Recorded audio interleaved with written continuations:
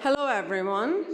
My name is Sharika Salsaja, and Bonjour I'm a tout le monde, CSPC Program Committee member. je suis membre du comité de We programme des acknowledge that the Canadian Science Policy Conference is CPSC. On taking reconnaît que place cette on conférence the a lieu sur le unceded, territoire unceded non-cédé, territory non of the Anishinaabe-Algonquin Nation, reconnu whose du presence territoire here algonquin is Anishinaabe dont la présence unsurprisingly remonte aux memorable. temps immémoriaux. We respect our Nous traditional hosts respectons nos and hôtes thank them traditionnels et nous for les allowing us remercions de to nous operate on permettre this d'opérer land. sur ces terres.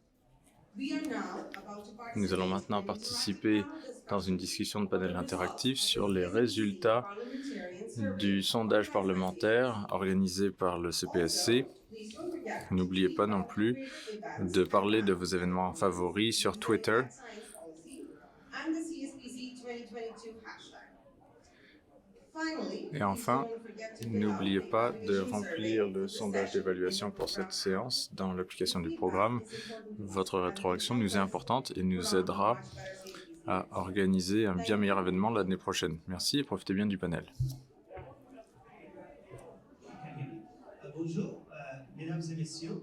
Hello everyone. Bonjour tout le monde, Good afternoon and welcome to CSPC bienvenue 2022 and the au CPSC 2022 presentation of the survey on et la présentation des résultats parlementaires organisés par le CPSC. Nous avons un magnifique panel pendant 1 heure qui est organisé pour vous. À ce panel, nous allons présenter les résultats du sondage et les panélistes auront le temps de prendre des questions et des réponses par la suite. La présentation sera donnée par Ricardo Pelli, qui est l'associé de recherche de l'Institut canadien du climat, qui est bénévole auprès du CPSC, ainsi qu'Andrew Rottinger, qui est le coprésident du comité, qui travaille comme conseiller scientifique. Nous avons de formidables panélistes avec nous. Le sénateur Stan Kutcher, qui est au Sénat depuis 2018. Et nous sommes ravis d'avoir le sénateur parce que nous avons travaillé de concert ensemble et c'est formidable d'avoir un scientifique au Sénat. Et nous avons également la députée Valérie Bradford de Waterloo qui sera avec nous pour parler de ses résultats. Et la députée Bradford, également membre du comité de recherche scientifique de la Chambre. Et nous sommes ravis de vous avoir avec nous. La députée fut élue en 2019. 2021, pardon.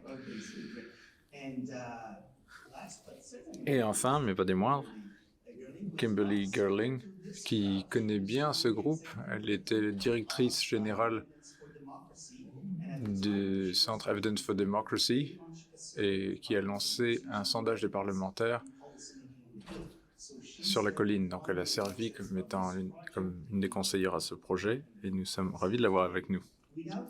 Alors, sans plus attendre, je vais demander à Ricardo de présenter la première partie des résultats. Merci, bonjour à tous, je m'appelle Ricardo. Je suis ravi de vous présenter pour la première fois les résultats. Nous présentons pour la première fois les résultats de ce sondage de parlementaires. Alors, la pandémie a bien sûr affecté la vie de tous les Canadiens ces dernières années. Et bien sûr, ça a souligné l'importance de la science et sa relation avec les politiques. Donc aujourd'hui, nous allons présenter des résultats sur 3 choses principales. L'impact de la pandémie de COVID-19 sur le travail parlementaire, les défis au niveau de l'accès et de l'utilisation des connaissances scientifiques durant la pandémie et les leçons retenues lorsqu'il s'agit de réduire les barrières d'accès à la science. Les objectifs de ce sondage étaient d'identifier les défis des parlementaires lorsqu'il s'agit d'avoir accès et utiliser la science, résumer les recommandations offertes par les parlementaires sur comment faciliter l'accès et l'usage de la science, informer les parlementaires sur comment l'usage de la science a pu changer à la suite de la pandémie de COVID-19 et disséminer les résultats aux parties prenantes pertinentes comme nous le faisons aujourd'hui. Les principes qui ont guidé le travail de ce sondage incluent l'intention d'assister. On espère que les résultats peuvent être utilisés comme ressources Alors que l'on pense aux leçons de la pandémie de COVID-19, on voulait une représentation équilibrée entre les différentes affiliations politiques, la géographie. On veut éviter les préjugés. Le consentement était très important dans ce processus. Toutes les questions du sondage étaient volontaires. Et bien sûr, il était important pour nous de protéger la confidentialité des répondants. À propos de la méthodologie de ces sondages, ce projet a commencé en juillet 2020.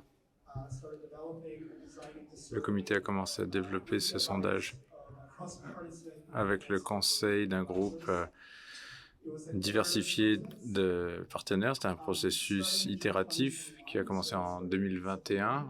On a commencé à disséminer par courriel, médias sociaux et appels ciblés. Et le comité a analysé les résultats de ce sondage l'été dernier. Le sondage a été ouvert pendant près d'1 an. Un rapport va également venir bientôt et on va vous en dire un peu plus par la suite. À propos de la démographie, 26 parlementaires ont été sondés dans ce sondage.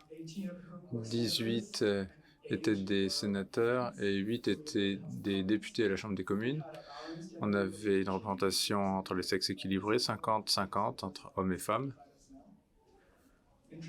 Au niveau de l'affiliation des partis, les députés qui ont répondu à ce sondage venaient du Parti conservateur, du Parti libéral et du Bloc québécois. Et les sénateurs étaient principalement affiliés au groupe indépendant. Pour ce qui est de la géographie, les répondants venaient de presque toutes les régions du Canada, mais la plupart étaient basés en Ontario et au Québec. Alors, nous allons maintenant nous plonger dans les résultats. La première partie concerne l'impact de la COVID-19 sur le travail des parlementaires. Nous avons demandé aux parlementaires de décrire comment l'accessibilité aux connaissances scientifiques fiables a changé à la vue de la pandémie de COVID-19. 50% des répondants pensent que c'est plus facile d'accéder à des connaissances scientifiques fiables dans leur travail parlementaire qu'avant la pandémie. Parmi les 50% qui pensent que c'est moins accessible, ils ont mentionné l'impact que ça a eu pour rencontrer des homologues ou échanger de l'information en personne. Nous avons demandé aux parlementaires si l'échange de connaissances scientifiques entre le Parlement et différents groupes a changé durant la pandémie ou à la suite de la pandémie. Et les députés et les sénateurs avaient des réponses légèrement différentes. La majorité des députés et des sénateurs ressentaient que l'échange de connaissances scientifiques avec des homologues ou d'autres parlementaires s'était renforcé avec la pandémie. Les députés en particulier ressentaient que ceci s'était fait le plus avec le secteur de la santé et leurs électeurs ou avec d'autres fonctionnaires et universitaires pour les sénateurs. Nous avons demandé aux parlementaires comment l'usage de connaissances scientifiques a changé dans différents aspects de leur travail, dans différents domaines. Les députés et les sénateurs avaient des réponses légèrement différentes à nouveau, mais dans l'ensemble, 50% des députés et sénateurs ont indiqué que l'usage des connaissances scientifiques a augmenté dans tous les domaines de leur travail après la pandémie. Les députés utilisent les connaissances scientifiques le plus avec des réunions de parti ou de caucus, ainsi qu'avec des électeurs, alors que les sénateurs ont l'impression que l'usage des connaissances scientifiques a augmenté le plus dans le travail de décision politique, ainsi que dans les séances du Parlement. Et enfin, nous avons demandé comment le besoin pour différents types de connaissances scientifiques a changé avec la pandémie, et les députés et sénateurs avaient des réponses similaires dans ce cas-ci. Les sciences sociales et environnementales étaient les domaines où les connaissances scientifiques étaient les plus nécessaires. Les sciences naturelles et l'ingénierie c'était moins nécessaire dans ce domaine-là par rapport à d'autres, mais les répondants ont dit que tous les défis, le changement climatique ou les choses qui affectent les peuples autochtones se reposent sur d'autres domaines qui peuvent être plus pertinents dans ce cas-ci. Alors, sur ce, je vais passer la parole à Andrew pour la prochaine partie de la présentation.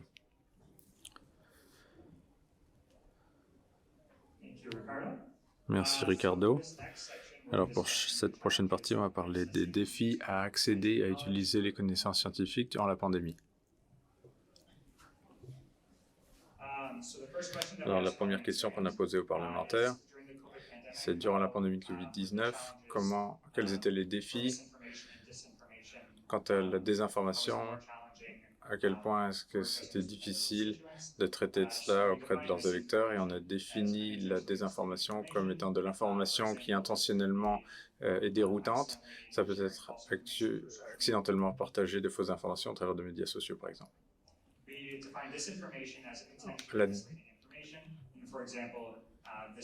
Et ici, ça pourrait être des acteurs qui ont des fausses campagnes d'information. Les résultats sont montrés pour tous les répondants dans les deux cas.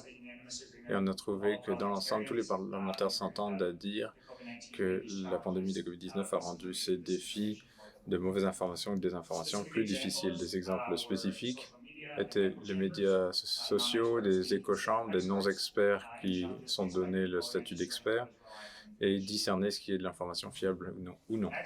Ensuite, nous avons demandé aux parlementaires s'ils font souvent face aux obstacles suivants lorsqu'ils veulent incorporer des connaissances scientifiques dans leur travail parlementaire durant la pandémie. Nous avons donné 8 options différentes que vous pouvez voir à gauche de votre écran. Les résultats sont montrés pour les députés et les sénateurs à droite. Dans l'ensemble, nous avons trouvé que les sénateurs perçoivent moins de barrières que les députés lorsqu'ils essaient d'incorporer les connaissances scientifiques dans leur travail. Les députés ont cité les difficultés à équilibrer demande des électeurs et l'usage de la science comme l'un des défis. En général, pour les deux parties, on a trouvé que discerner ce qui est fiable ou non en termes de données et le manque de consensus scientifique ou variable et l'usage de jargon trop spécialisé étaient les principales barrières dans l'ensemble.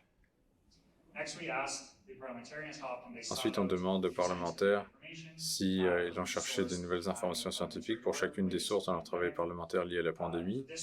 Et pour ça, nous avons donné 14 options, mais pour être sûr que le diapo n'était pas trop lourde, on a donné que les 7 premières réponses pour les députés montrées ici et pour les sénateurs ici.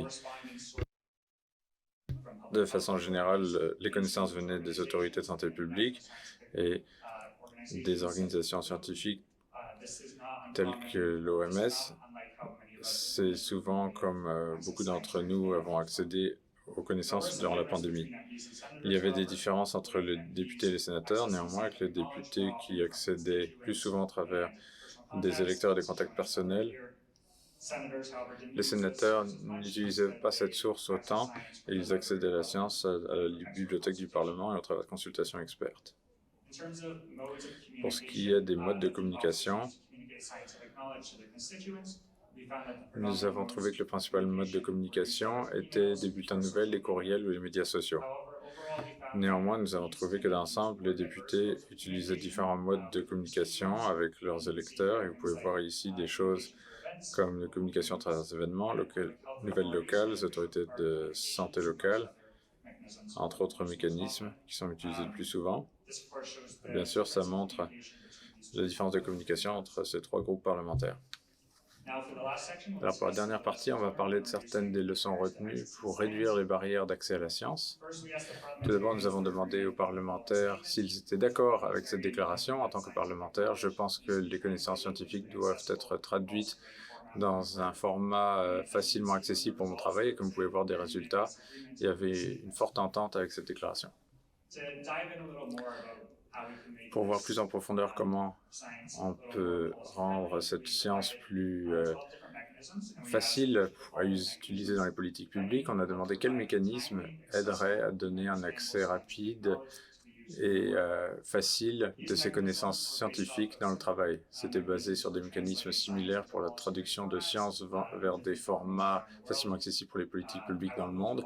Je ne vais pas tout passer en revue, mais j'insisterai sur les 4 premières réponses, avec près des 3/4 des parlementaires qui nous disent qu'un conseiller non partisan pour la science à la Chambre des communes ou au Sénat, ça serait un bon mécanisme pour qu'on leur explique la science facilement. C'était suivi par des séances d'information sur les sujets scientifiques avec 70% des répondants qui disent que ce serait une bonne idée. Et ensuite, c'est un comité de scientifiques et de fonctionnaires pour la Chambre des communes et le Sénat et des résumés de recherche de la part d'experts sous format accessible pour les parlementaires. Et pour la dernière question, nous avons demandé comment est-ce que la pandémie de COVID-19 a affecté l'usage des connaissances scientifiques dans le travail futur parlementaire lié à d'autres domaines scientifiques, tels que, par exemple, la reprise économique, l'environnement, l'énergie, l'agriculture, etc.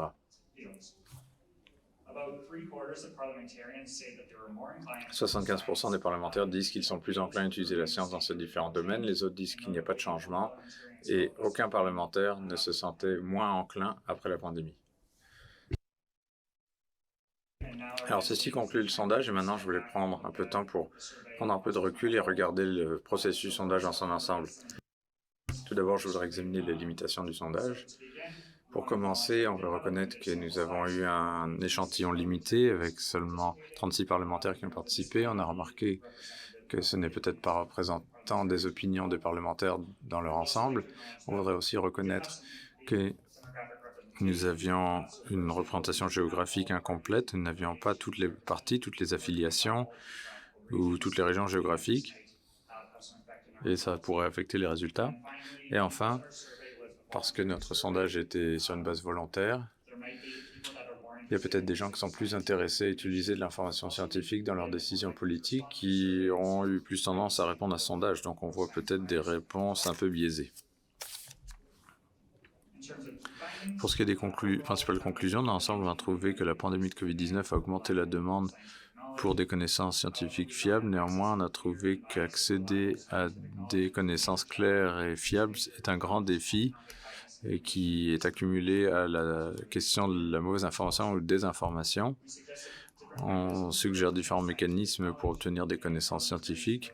Les parlementaires ont noté que certains mécanismes utiles pourraient être un conseiller non partisan pour la Chambre des communes ou du Sénat pour informer sur les sujets scientifiques clés.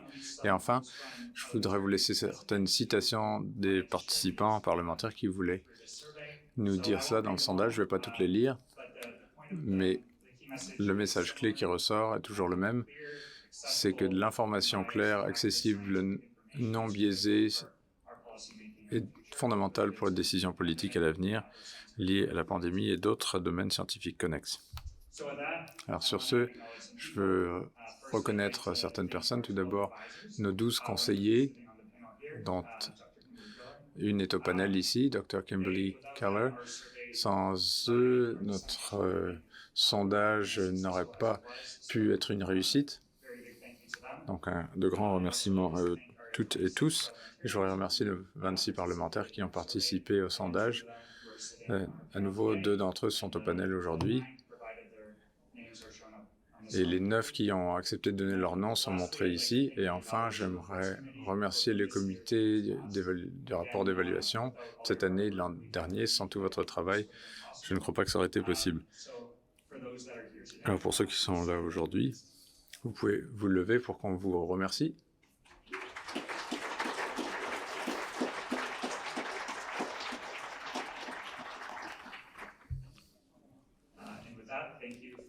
Alors sur ce, merci d'avoir écouté notre présentation. La discussion de panel va se poursuivre maintenant. Et restez à l'écoute pour notre publication finale. Là-dessus, on travaille sur notre rapport. Donc, assurez-vous de suivre les médias sociaux du CPSC et le site web. Merci.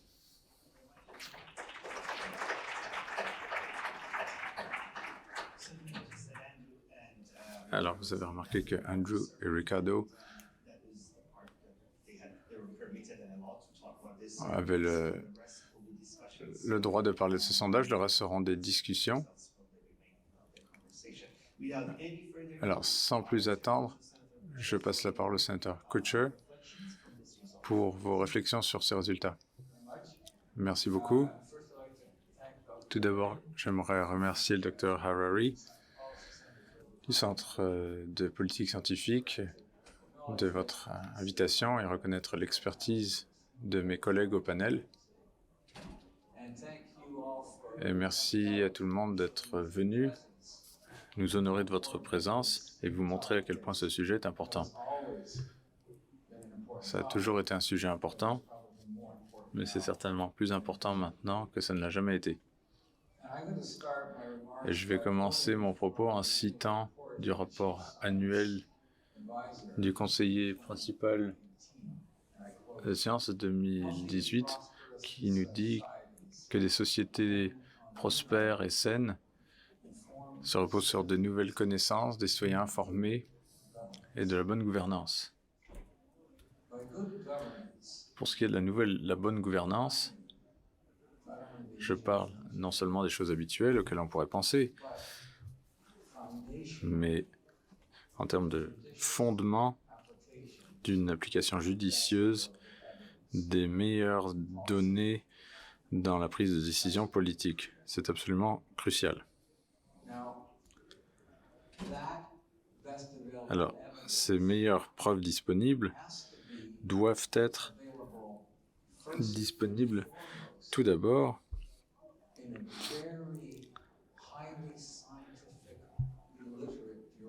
au travers d'une bureaucratie très bien informée scientifiquement, parce que si la bureaucratie, ce sont les gens qui font tourner le gouvernement. Ils font fonctionner le Canada. Nous ne sommes que le visage du peuple. Si la bureaucratie n'est pas informée scientifiquement et ne comprend pas ces questions-là, l'information qui leur parvient ne sera peut-être pas de la qualité ou de la nature nécessaire.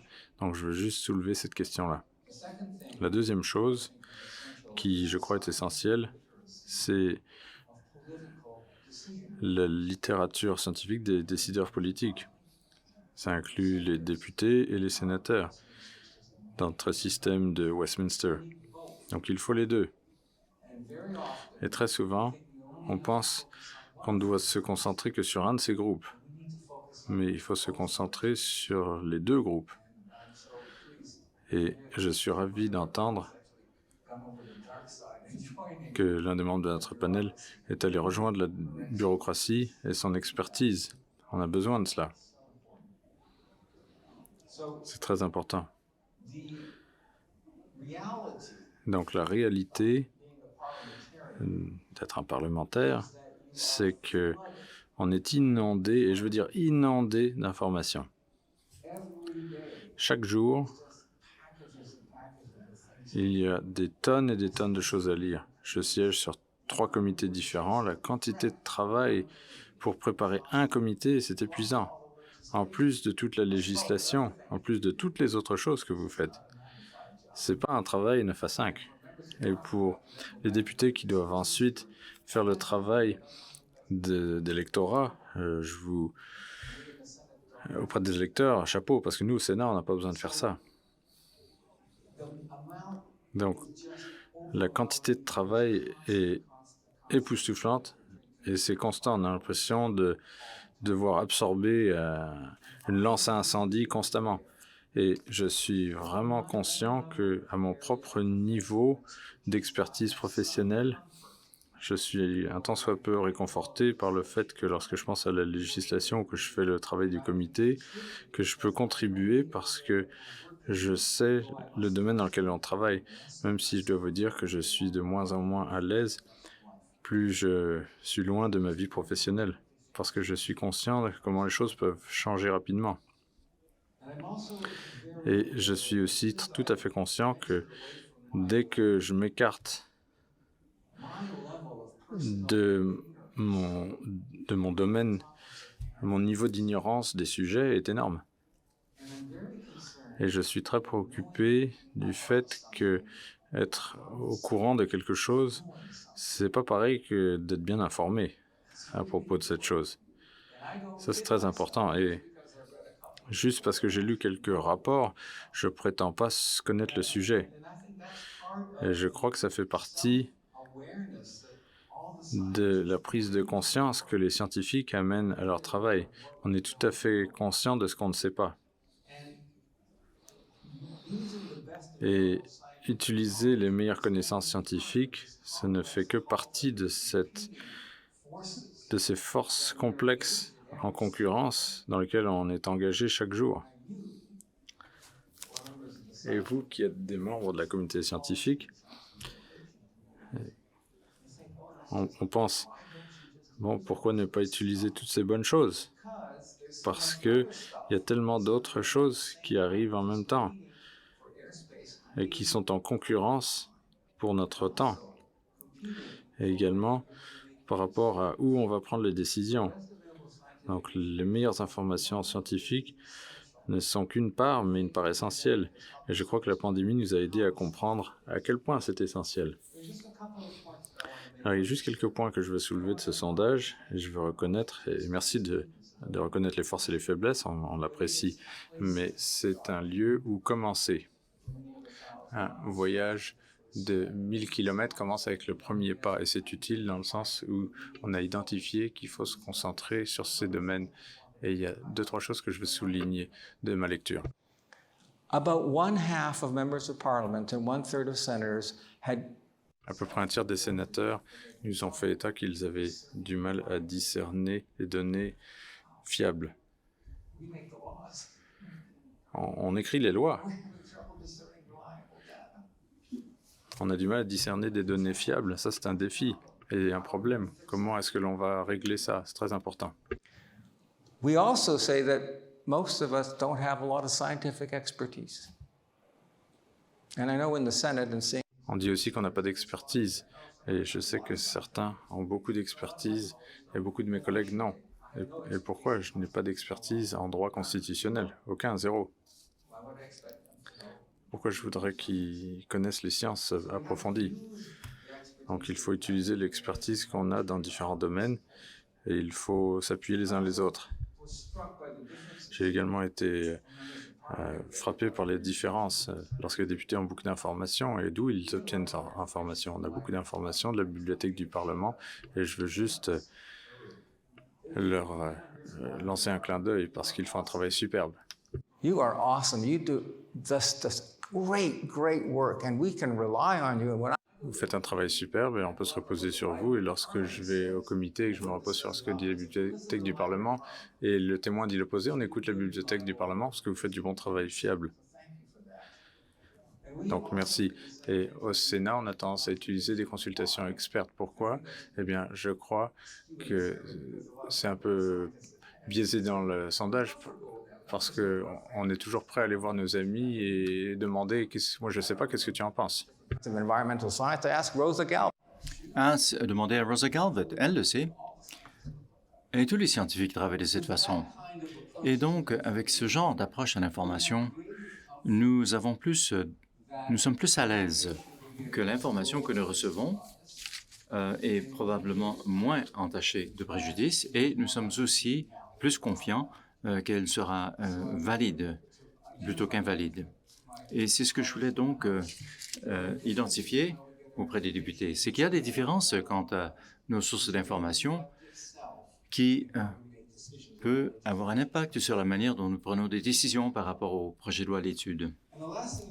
Et la dernière chose que j'aimerais dire, et qu'on a déjà indiqué, c'est que le savoir scientifique doit être transposé en fonction de son auditoire cible. Alors, bon, il y a des gens qui lisent le Lancet. Moi, je l'aime, mais ne me jugez pas. Mais j'ai des collègues qui ne vont pas s'asseoir pour lire The Lancet. Et l'information doit leur être présentée dans un format digestible, elle doit être valide et fiable. Et elle doit arriver aussi à point nommé.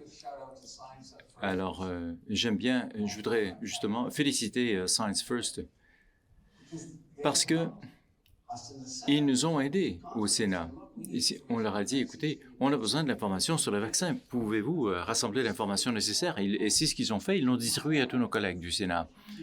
Alors, mais ça ne peut pas être simplement un projet individuel à chaque fois. Alors, je suis tout à fait ouvert à vos suggestions pour déterminer quelles sont les choses que nous devrions savoir. Alors, je ne sais pas si un conseiller scientifique est vraiment la voie à suivre. Bon, au Royaume-Uni, ils ont un POSK, un POUST, et c'est un modèle extraordinaire parce que il permet de réagir très rapidement avec des tonnes d'informations fiables, complètement indépendantes du Parlement. Et cette autonomie est vraiment importante, cette indépendance. Et je vais terminer sur ce dernier commentaire. Le fait est qu'il y a toutes sortes de sources d'informations dans lesquelles nous pouvons puiser. Et je reçois de 50 à 60 courriels par jour de quelqu'un qui a appris quelque chose sur YouTube et qui veut maintenant et qui m'invite justement à aller écouter le YouTube de cette personne qui prétend que l'Organisation mondiale de la santé est sur le point de conquérir le monde.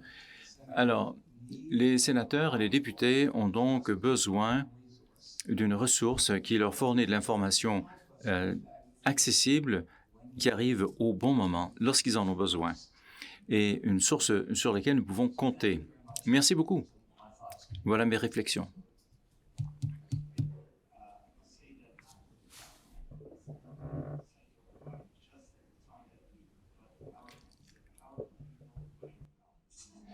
Le sénateur a pris. Ce que j'ai dit, c'est le pouvoir est au peuple. Et il a dit oui. John Lennon vit toujours. Oui. Alors, Madame utilisait son téléphone non pas pour répondre au courriel, c'était de la démocratie en action. Elle votait. Alors, à vous, Madame. Merci, Michael. Merci, sénateur. Pritchard, de vos commentaires. Je suis d'accord avec tout ce que vous avez dit. Je suis député, alors j'ai donc à répondre à mes électeurs et je veux remercier justement à CPSP d'avoir fait ce sondage très important. Je ne suis pas qualifié de siéger à ce panel. Je n'ai pas participé au sondage parce que je n'étais pas député au moment où le sondage a circulé. Et ça fait seulement 1 an maintenant que j'ai commencé à siéger à la Chambre des communes pour la première fois. J'ai été élu le 21 décembre et nous ne sommes pas revenus à la Chambre pendant un certain temps. Et toujours est-il, je ne peux donc pas vous dire comment étaient les choses avant la COVID parce que moi, je suis arrivé au Parlement en plein milieu de la pandémie. Et je fais partie du comité d'inauguration qui est formé par Kirsty Duncan. Elle a lutté très fort pour créer ce comité.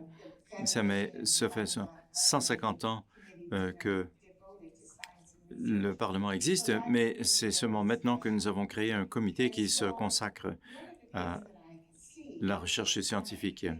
Et la chose, ou au savoir scientifique, l'une chose que je peux voir au sein de notre comité, il y a 1 an, parce que tous les témoins ont comparu de façon virtuelle, mais maintenant, de plus en plus, ils viennent au Sénat pour comparaître. Mais les réunions sont en format hybride. Alors aujourd'hui, je me suis esquivé de la période de questions, et ce qui m'a permis de participer à votre rencontre. Mais le whip aime bien nous rappeler que le vote peut être appelé à n'importe quel moment et il n'y a aucune excuse de rater un vote. Alors, d'où l'importance de pouvoir voter par téléphone. L'une des choses dont je veux parler, c'est le rôle critique de la science pour nous aider en tant que décideurs et en tant qu'auteurs de nouvelles politiques à gérer ce qui est sans précédent,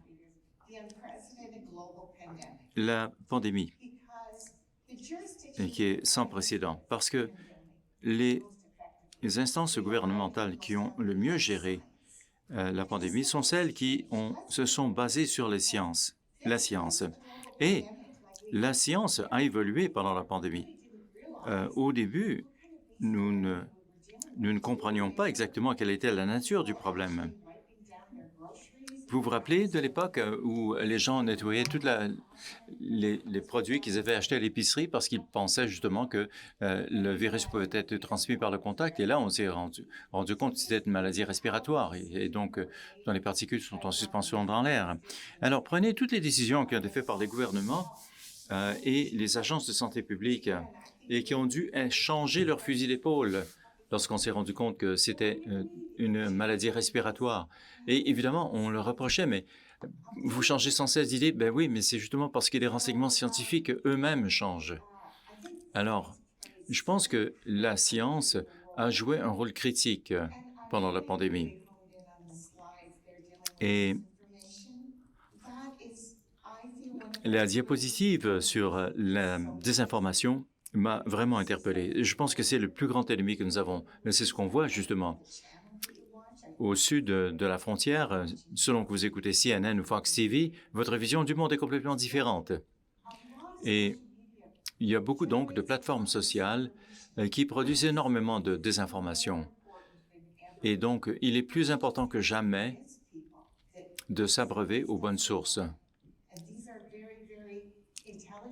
Alors, les sénateurs ont raison. Nous venons d'origines très différentes à la Chambre des communes. Et c'est pour ça que ça marche. C'est important, justement, d'avoir des gens d'origines diverses. Alors, il y a longtemps, tous les députés étaient essentiellement des avocats, mais ce n'est qu'une partie de la société. Maintenant, nous avons des entrepreneurs, des gens qui ont été fonctionnaires, des gens qui ont fait du service social. Oui, il y a encore des avocats, mais moi, j'ai travaillé dans le développement économique avant de devenir député. Et je me rends compte que mon bagage m'aide à comprendre ma circonscription beaucoup mieux. Et de même que ses possibilités et ses forces, et je l'apprécie beaucoup.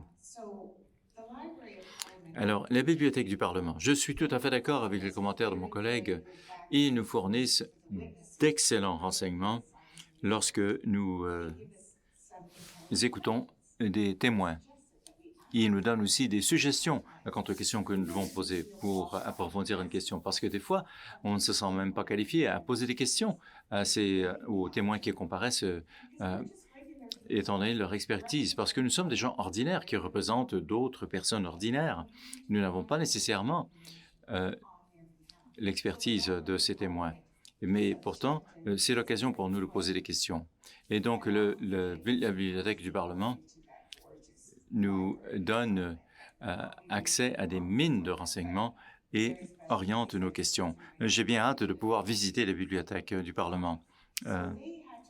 Alors, ils ont dû justement changer leur façon de faire pour nous donner l'information sur laquelle comptent les comités parlementaires. Alors, nous sommes les décideurs, nous sommes les auteurs des politiques du gouvernement. Et donc, nous avons besoin d'informations fiable et exacte, mais aussi compréhensible. Évidemment, l'information doit être vulgarisée pour nous, pour que nous puissions comprendre les enjeux. Mais encore une fois, je dirais que le Parlement hybride, alors, la COVID n'a pas eu que des côtés sinistres. Il y a des changements que nous avons actualisés qui sont positifs. Nous voulons que le Parlement soit convivial pour les familles. Le Canada est un grand pays et nous voulons que le Parlement reflète la diversité des familles et des gens de tous les âges. Je ne peux pas m'imaginer être député avec des enfants, étant donné les heures que nous avons. Mais au moins, avec les votes hybrides et ce genre de choses, on peut quand même être avec les enfants à la maison et voter. Hier soir, j'ai assisté à un gala et il y a eu une couple de votes et c'était vraiment drôle parce que tous les députés se sont donc ramassés à l'extérieur de la cuisinette où la lumière était meilleure et étaient sur leur téléphone pour voter. C'était intéressant. Mais ça, ce n'était pas possible par le passé. Alors, nous voulons conserver cet accommodement. Et c'est bon sur le plan écologique aussi, parce que le Canada est un grand pays. Et que je conduise ou que je prenne un avion pour venir de Kitchener, ce n'est pas très long. Mais pour les gens qui viennent du Yukon ou de la Colombie-Britannique, c'est long. Et mon lieu de travail est à Ottawa.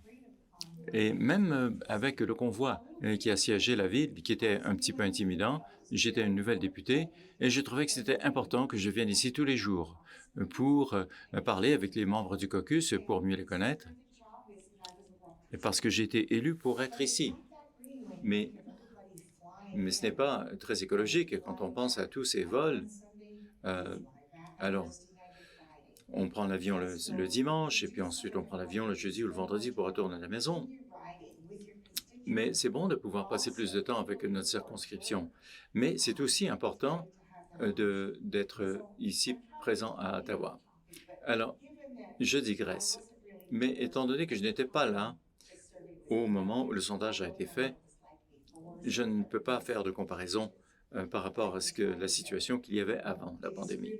Mais c'est très important d'avoir du savoir scientifique disponible, fiable pour les sénateurs et les députés pour que nous puissions prendre des décisions informées et intelligentes. Encore une fois, merci beaucoup de m'avoir invité à participer à ce panel-là. Last but certainly not the least, Dr. Kimberly Gerling. I must say that Kimberly was a MITAC's Science Policy Fellow and then Kimberly était boursière et maintenant elle est directrice de l'équipe de politique dans le bureau du médecin hygiéniste en chef du Canada. Merci de vos remarques. C'était intéressant de vous entendre et réfléchir sur les résultats du sondage. Je pense que je fais partie du gouvernement, mais je vous parle vraiment à titre du rôle que j'occupais auparavant. Alors, dans une vie antérieure, avant de revenir au gouvernement, je travaillais pour un groupe qui s'appelle Evidence for Democracy, évidence, preuve pour la démocratie. Et alors, c'est un organisme qui cherche à rattacher les données probantes donc, nous travaillons avec les scientifiques, le gouvernement et les scientifiques pour jeter des ponts. Et à l'époque, j'étais directrice générale et nous avions une équipe où nous avions une approche relativement semblable. Nous voulions comprendre les processus par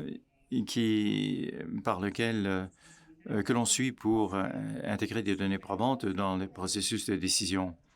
Et j'ai trouvé que c'était une façon intéressante de se poser la question. Alors, nous avons parlé à 17 députés de divers partis qui représentaient toutes les régions du Canada, avec des origines ethniques différentes. Et on a pu approfondir la question à savoir comment est-ce qu'ils trouvent des données probantes, qu'est-ce qu'ils considèrent comme une bonne recherche, une bonne étude, et qu'est-ce qu'ils considèrent comme une bonne étude. Alors, je vais donc vous parler des résultats de notre recherche, parce que vous allez voir qu'est-ce qui a changé du point de vue des parlementaires. Et ensuite, je vais vous parler des résultats et des recommandations et du travail que nous avons fait pour donner suite à ces recommandations. Alors, ce qui n'est pas étonnant, c'est que tous les députés auxquels nous avons parlé nous ont dit que l'information scientifique crédible et accessible leur tient à cœur et que c'était très important pour eux d'avoir accès à l'information scientifique, mais que les sources d'information auxquelles puisent les députés sont très variables. Ça peut venir de leurs électeurs, de leurs collègues, d'organisations, d'ONG, du secteur privé, de Google a été cité comme source très souvent. Et c'était la Bibliothèque du Parlement qui était souvent citée. Presque tous ont dit sans exception que la Bibliothèque du Parlement était leur source la plus prisée. Alors, oui, je suis tout à fait d'accord. Et c'était intéressant de voir d'où les députés prenaient leurs informations. Alors, mais ce que les députés considèrent comme l'information crédible varie beaucoup.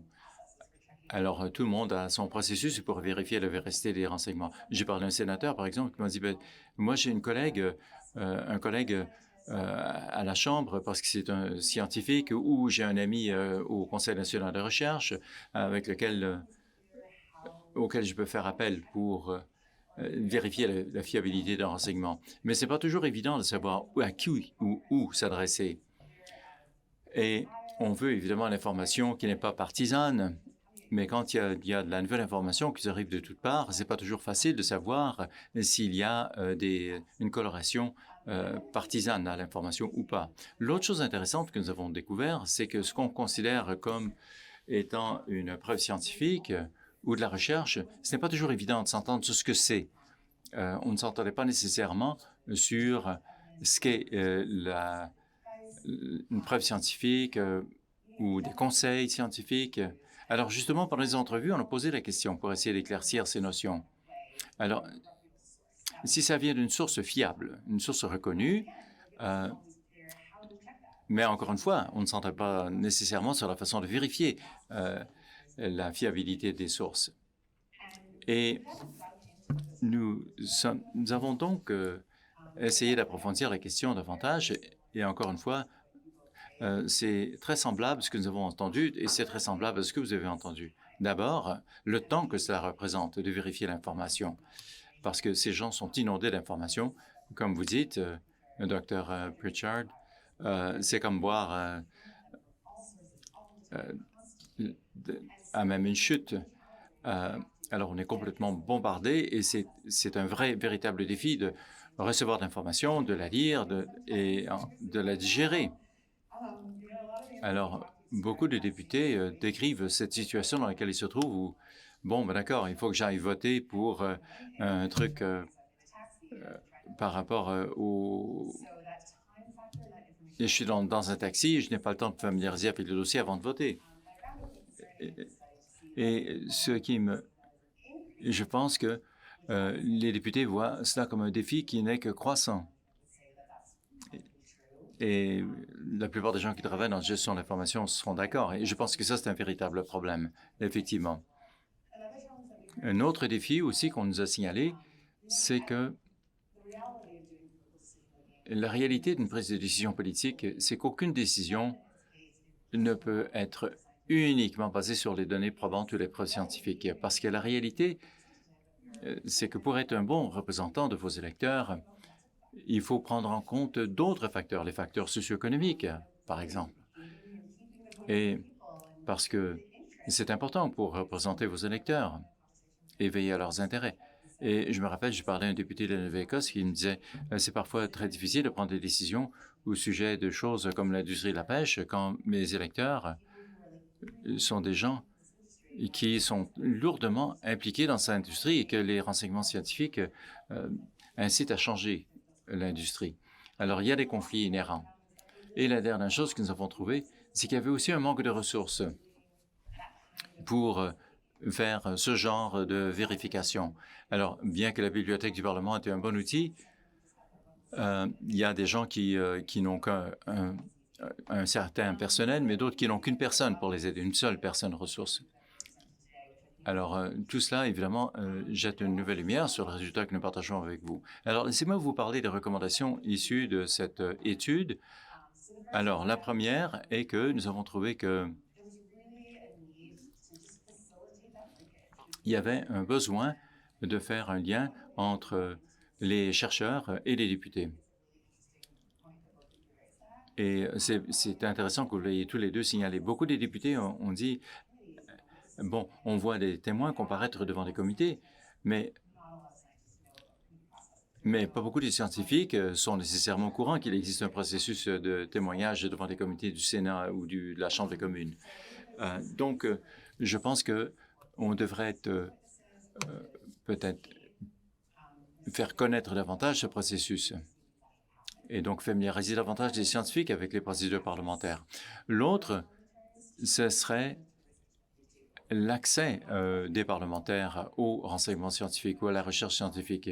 Les députés nous demandent est-ce qu'il y a une base de données dans laquelle je pourrais faire des recherches pour savoir qui fait des études sur un tel sujet? Et la réalité, c'est que non, ça n'existe pas. Il y a des outils, c'est sûr, mais s'il y avait la possibilité d'identifier les chercheurs qui étudient une question particulière au Canada ou ailleurs, ce serait utile. Et je pense que la COVID a ouvert la porte à de nouveaux outils comme CanCovid et où il y a un davantage d'échanges d'informations parmi les scientifiques. Mais donc, ce serait bien de faciliter ou de jeter ce pont et aussi permettre à la communauté scientifique de parler le gouvernement du gouvernement. Bon, on en a parlé dans l'étude, vous y avez tous les deux fait allusion dans vos remarques. c'est que le besoin de tenir compte de la recherche dans la prise de décision est très important, mais il faut, je pense que CPSC et d'autres forums du genre sont importants pour faciliter ce genre de vulgarisation du travail scientifique. C'est intéressant. Il faut savoir comment écrire des courriels efficaces à vos membres pour faciliter ce genre de relations. Et je vais m'arrêter sur mes 2 derniers points. Et on peut aussi améliorer les espaces parlementaires. Parce que je me rappelle, un des députés à qui j'ai parlé m'a dit « J'aurais bien aimé avoir plus d'informations sur l'impact des choses comme Netflix et les réseaux de télévision numérique et leur impact sur l'apprentissage des langues. » Oui, ben, très bien, moi, effectivement. Alors, mais si on ne pose pas la question à la communauté des chercheurs, évidemment, la question reste parfois en suspens. Alors voilà, je vais m'arrêter là et je suis très heureuse d'être là et très reconnaissante de l'invitation. Commentaire inaudible? Oui, merci. Merci à nos 3 panélistes. Alors, d'abord, le panel devait avoir la représentation multipartisane,